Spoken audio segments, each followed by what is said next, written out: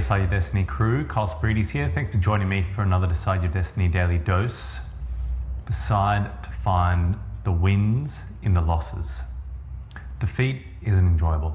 We all know that bitter taste of defeat, and it's something that can linger on with us. You know, it can kind of have a knock-on effect on the following day and the following day and the following day. And you know, it's in your memory and it can kind of change your physiological state. And so it's really important to find where were the wins and the losses. What did I learn? How can I approach it better next time? And how can I take the greatness that was created during preparing for this competition and find out how I can be stronger and better and faster and quicker, and also be proud of myself that I showed up, turned up and gave it my all. And that's something that's really, really important. Someone actually mentioned something to me yesterday. Yesterday was a big, big day. Someone mentioned to me something. They said, do not lose the day in the small things. Don't let the day of the small things ruin your future ventures. And it is a Bible proverb. I think I've messed it up, but I'll put it in here somewhere. But it's the whole essence of not allowing yourself to be derailed. We're all going to have things, we're all trying to live, coexist, express ourselves, learn, understand, find the truth on this planet. There's always going to be things that are going to derail us or affect us or knock us off course, and things that are going to come up unexpected. And it's important to not lose the whole day in those small things. Easier said than done. So yesterday we had it was a big day. I'm involved with a lot of people in my local community, in the Fremantle area, the East Fremantle area. I've done jobs for the local councils, government, in my business. I do a lot of work in the local area, and I work for a lot of local business owners as well. So very connected, very proud, very happy to be a part of Fremantle, and very grateful to be part of the Fremantle, the people, the cultural, the acceptance, the expression of different people, and it's been a lovely place to live for quite a few years. So we had after going and seeing a local business owner, they mentioned to me about a petition that was coming up, and the petition was to ensure that Fremantle would be a free area, free city area, a free area allowing people the freedom to their personal medical choices. And so this person shared this information with me, and then I went to one meeting, and then the next meeting, and then all of a sudden I found myself in the council chambers with 50 other people, delivering a speech on why I believe freedom, and why I believe this petition for freedom of your personal right for your personal medical decisions is integral part of our culture, of our area, of our country, of our humanity, of society, of how we relate with each other, how we connect with each other, how we coexist. And so the petition, spoiler alert, the petition went through majority of the people. There were thousands of people that showed up outside the council chambers.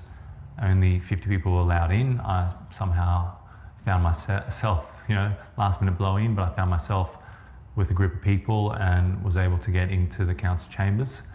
And the petition went to a vote, and unfortunately the petition lost the support of the local council members. And it's heavy, hard, but there was definitely a win in the fact that so many local people were able to get together. And I really do believe in a lot of things, it's people that are going to really make a lot of positive change. It's not always going to be organisations or people on boards or councils. I mean, I know an old fella in Fremantle who just can't stand the organization that he's been a part of for 30 years and has set up a network group that's an offshoot from that organization, because he said it's just a bunch of old blokes sitting on a board complaining and not wanting to make any changes. So that's a reality, is that I think it's going to be, and he went out and created a whole network group that helps business owners, helps small business owners. So the reality is no one's coming, it's up to you. It's up to you, and it's up to your community, it's up to your people.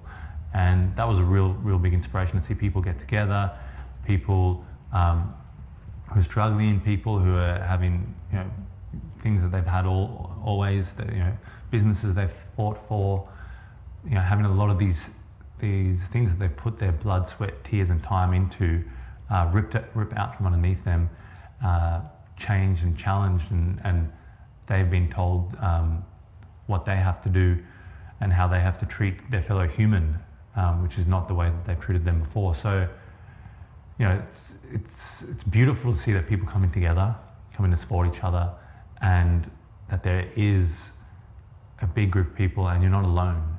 You're not alone if you want this level of humanity. You're not alone if you want this level of compassion, of bringing authority back to the being. Bringing, the power back to the individual. So that was really inspiring to see. And I showed up to the meeting in the morning, and I didn't have a speech prepared. So I was listening to everyone, and then it came time for me to do my speech. But while I was listening to everyone, I kind of worked out, okay, where could my speech and speaking on my experience add value? Because people can tear you apart or say you don't believe that, you don't believe this, if it's something exterior to you. But if it's something, a personal experience, it's very hard for someone to try and manipulate you, or they will try, because it doesn't fit in with their belief system, or it doesn't fit in with their decisions they've made in their life. But when it's something that's you've experienced, then it's truth to you. So it's very important. And what I thought I would do in this daily dose was to read out my speech that I got up there and I shared. And I didn't go and share it just because I thought I'm better than anyone else, or I think I've got to get up there in the limelight. There was a gap. Not a lot of people were talking about the youth. Not a lot of people were talking about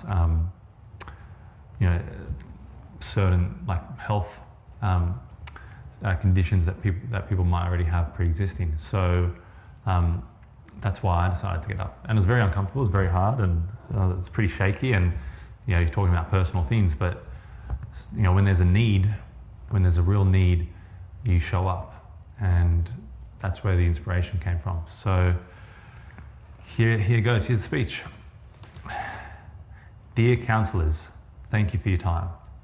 I'm excited to work together with you, our community, and the youth let me start again. Dear counsellors, thank you for your time. I'm excited to work together with you, our community, and the youth who will forever be scarred by the decisions made for them. We all have a legacy that we are leaving behind. Today marks a big milestone of what that legacy will look like. Counsellors, we are all aware that we live in a digital age that is becoming increasingly transparent. Against all odds of censorship and denial of free speech, the truth continues to find a way out. So I ask, are you confident with the legacy you will be leaving behind? 2 months out of school, I was heading towards making my own legacy when my life was suddenly intercepted. I was put into an induced coma, and my family were told that I would not wake up. I did wake up, with a 3-centimeter bug eating a hole into my heart. I had options. 2 options. Go into the operating table then and there and have a vital piece of my heart chopped off and replaced with a metal instrument, forever changing the quality of my life. The second option was brought forward by my stepfather, chiropractor. The option was the alkaline diet, something I had no prior knowledge of. However, I trusted the man, and with my stepfather, we did a juice fast for 6 weeks and drove the bug out of my body within 3 weeks. 12 months later, after successfully and naturally healing my heart, I decided to have open heart surgery to repair any damage to my valve. I had options, and I made choices. My life was forever impaired. I had the personal authority and responsibility to decide what direction the rest of my life would take. Do the children of today have the same freedom of choice? Is their life valuable to you? Is my life valuable to you? And that was the speech that I delivered. So that, it's definitely very challenging. It's very hard to go and deliver that speech, put in that time, be around those people, share it around, spend a lot of your time, which could be dedicated to your business, could be dedicated to looking after your family, and actually I did that speech, on the 5th anniversary of me and my partner, and afterwards I saw her and she said, it sucks to go to those lengths and then not have that petition go to the next level or go through or acknowledged. And we had the opportunity to go through the democratic process, and we were able to get all the councillors to sit in front and listen to 50 speeches, about 13 odd not wanting this petition to go through, 37 wanting it to go through, thousands of people outside of the council chambers cheering and wanting for it to go through. So we were able to have that opportunity to be heard, to have our truth heard, to stand in our integrity, and to share our concerns.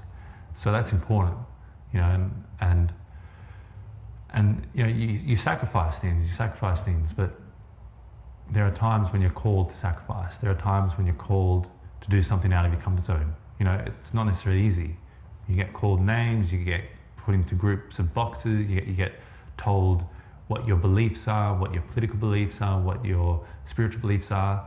I mean, a lot of the people that were against the petition got up and they spoke at us, and they continually had to be pulled into line by the councillors, because that wasn't the point. They were supposed to speak to the councillors of why they didn't want this petition to go through.